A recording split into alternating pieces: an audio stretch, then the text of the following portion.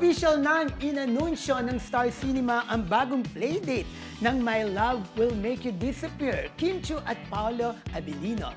Mula sa original na schedule nitong February, ipapalabas na ang pelikula sa mga sinihan sa buong mundo simula March 26 ba o 25? Yes, 26. March 26. Ang pagbabago ng playdate ay bahagi ng layunin ng Star Cinema na dalhin ang mga pelikulang Pilipino sa mas malawak na audience, particular na sa North America. Kasama nila sa inisyatibong ito ang global distributor na Abramorama at ang award-winning international marketing firm na Amoret Jones Media Consulting na naniniwalang malaki ang potensyal ng pelikula dahil sa universal appeal nito. Bago ito, maraming netizens na ang nadismaya kaya hindi na nila napigilan na magpaabot ng saloobin online. Samantala, matapos na magbigay ng pahayag ang Star Cinema, tikam naman ang bibig ni na Kim Chiu at Paolo Abilino rito.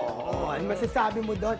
Ang dahilan pala, Mildred, gusto talagang itong maging mapanood sa buong mundo. Kaya na-move ang showing. Uy, ang dami sa ating viewers ngayon, no? Oo. Hello, it's me, Miming. Siyempre, habang pinag-uusapan natin ni Kim, batiin natin si Remedios Nidoy. Ayan, God bless Kim Paulandia. Marcelita from UK. Hello, my friend, our friend, of course. Sheramin Esparcia, always here for our one and only Asia's phenomenal superstar and billionaire couple captain naman siya. Ayun, siyempre, sino pa ba? Lola Chicadora. Ayan, patuloy mo. Luisa Chua. Kim Pao and Kimmers all over the world. Si Maribeth Macasinag, hi Marisol Academy, hi Kim Pao fam! Rebecca Alemania, yan, good afternoon po, Kim Pao po, kahit matagal pa ang showing ng Kim Pao movie, manonood pa rin kami. Si Burikek Vlog is shout out na agad kay Gina Cole. Hello, Burikek Vlog! Natawa si Brian doon sa Gina Cole, ha? Oo nga. Sweet Rose, hello! Parang iba yung nasa isip niya. Crystal, good day everyone, sabi ni Crystal. Yes, it's me, Miming. Siyempre, si Jaime Libadisos ng Abuyog, Leyte, Alex Competente. Nabuhay si Alex! Ayan. At saka si Hey Sir, yung nag-good afternoon mga kasolsol. Yes, third Denolo, hello. Ito na nga, parang wala pang di ba naglabas na nga ng official statement itong Star Cinema. Yeah. Pero wala pa tayong naririnig kung ano ang reaksyon mula kay Paolo Abilino at saka kay Kim Chiu. But what I observe, hindi ko alam kung nagkakamali lang ako ng tingin. Parang may mga post si Kim, parang nabura yung ibang ng My Love Will Make You Disappear.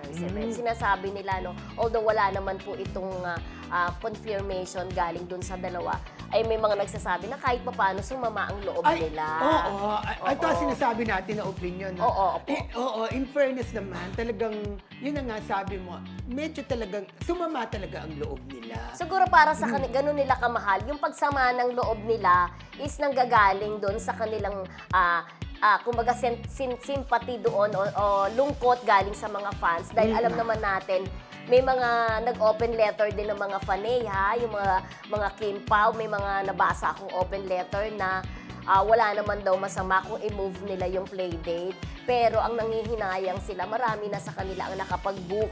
Oo, bumili ng ticket. Bumili na ng ticket. Oo, plane tickets, di ba? Para umuwi ng Pilipinas. And they already scheduled a black screening. Di ba, kumbaga nakapaglikom na sila ng pera, malaki-laking pera din yon para sana doon sa gastusin nila doon sa mga black screening.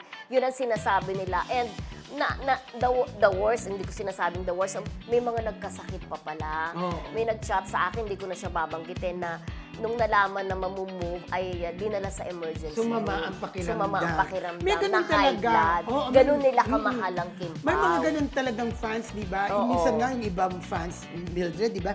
Gino-glorify ang kanilang idolo, di ba? Correct, oo. Oo, hindi mo sila talaga masisisi. Kaya kung halimbawa man, ito opinion lang namin, talagang pwedeng sumama ang loob talaga ni na Kim Chiu at Paolo Abilino. Oo, pero ikaw tatanungin kita, ha? Ako doon sa stand mo doon sa March 26, ano yung stand mo doon? Although, in fairness to Star Cinema, sabi nga nila dun sa kanilang explanation, dun sa kanilang official statement na gusto nilang ma-reach yung yung global market. Yes, global, Kaya, international. kaya they needed more time para Yeah. i-market yon, di ba? Sa ibang bansa. So, I'm sure babawi naman ang Star Cinema dyan. Pero, siyempre ang Star Cinema, maintindihan din natin yung kalagayan din ng mga fanay na sobrang naghintay. Hindi, ako kasi, Oo. Mildred, sa totoo lang, yung playdate na February 12, Ang napakaganda ganda. talaga nun. Na lalo Valentine's Day, nagde-date talaga ang mga yes, tao. correct. Marami talagang, expect mo na Oo. marami talagang manonood yung February 12 na yon. Correct. Pero March 26, di ba, bakasyon, hindi pa ba bakasyon ng mga estudyante? Lalo yung mga nasa college? Parang Oh. pabakasyon na siya. Pabakasyon Oo, na. pabakasyon na siya. Mm. Pero hindi rin natin alam kung ano. Sabi nga ni Rodel, parang ako rin, gusto ko rin sana yung February kasi merong yung araw ng mga puso, di ba? Yes! Magde-date talaga yung mga tao. Ang gandang playdate Ang ganda-ganda nun. ng playdate na yun. Kaya lang wala naman tayong magagawa. Siguro business side din sa Star Cinema na gusto nilang mas paghandaan. Oh, at saka, at ako naniniwala ngayon na ang Kim Pao fans ay kumalma na rin, di ba? Oh, kahit pa paano. Yes. Pero syempre, kung wala man tayong naririnig kay Paolo at saka kay Kim, Mm. siguro I'm not talking in behalf of them pero kung ako sa kanila, parang nagdadalawang isip ko, sa March 26 na po, kasi kailan lang pinopromote po, February 12, parang gusto muna nilang magpakasiguro, di ba?